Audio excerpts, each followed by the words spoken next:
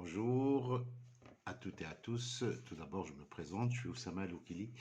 Je suis un expert de la Banque mondiale en développement social et ma spécialité, c'est la jeunesse et l'entrepreneuriat. J'ai travaillé aussi dans plusieurs organisations internationales et en Europe, en France, telles que le réseau européen des villes et des régions de l'économie sociale et solidaire basé sur Bruxelles et aussi le Forum des organisations de solidarité internationale issues de l'immigration dans lequel j'ai occupé des postes de responsabilité importantes. En plus, j'ai développé des projets de développement local dans le cadre de la coopération décentralisée et surtout en Europe et surtout dans l'Afrique, au niveau de l'Afrique du Nord.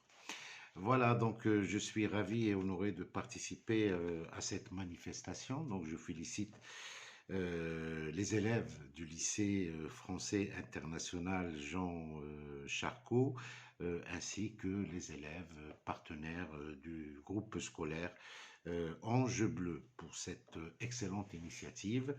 Euh, Cette initiative, d'après ce que j'ai compris, elle tourne autour d'un exercice de simulation d'ambassadeur permanent des Nations Unies qui va vous permettre sans doute de développer vos compétences et de développer un certain nombre d'acquis en matière, enfin au niveau de votre scolarité.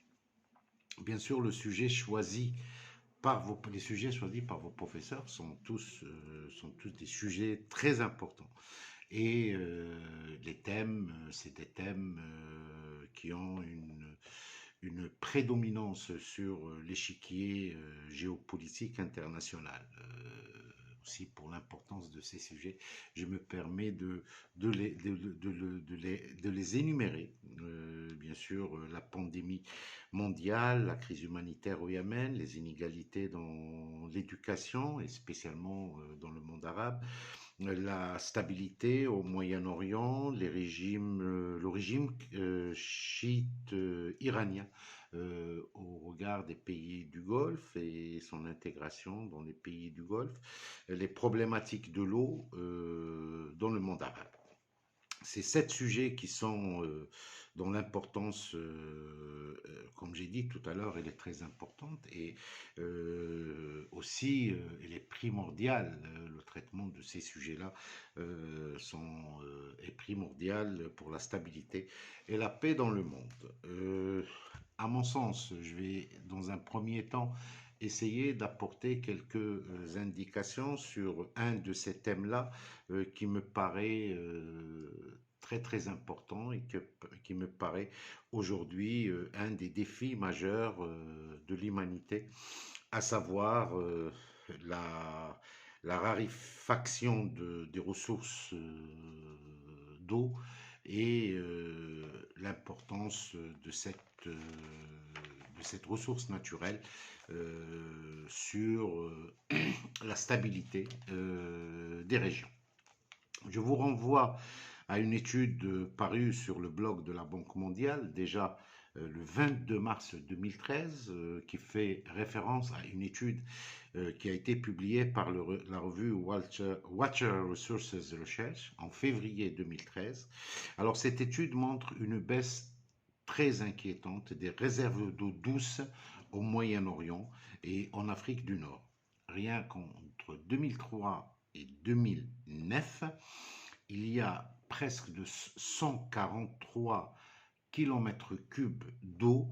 Ils ont disparu au niveau de cette région.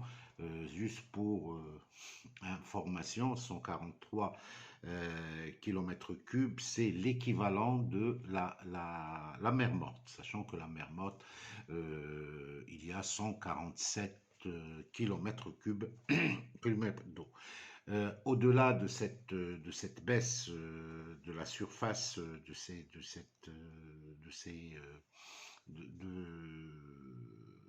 cette masse importante d'eau, il y a aussi les nappes phréatiques qui ne cessent pas de diminuer, qui sont en baisse constante.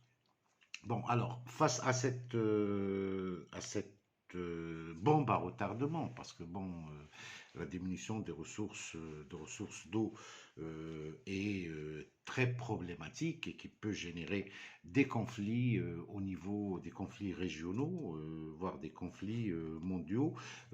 Comment peut-on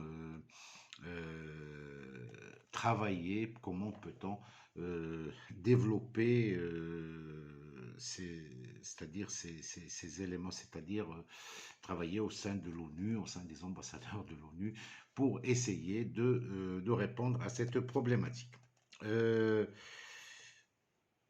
on peut dire, bon, faire un travail sur quelles décisions concertées entre les pays de la région sur l'exploitation des nappes phréatiques, quelle initiative régionale pour la gestion de la prévention, pour quelle gestion pour préserver, pardon, cette ressource naturelle précieuse, et enfin, pour les représentants permanents de l'ONU, quelle action diplomatique à mettre en œuvre pour parvenir et éviter une guerre de l'eau qui pourrait être désastreuse pour la région, telle que la région MENA et le nord, l'Afrique du Nord, et voire qui peut être désastreuse pour le monde entier.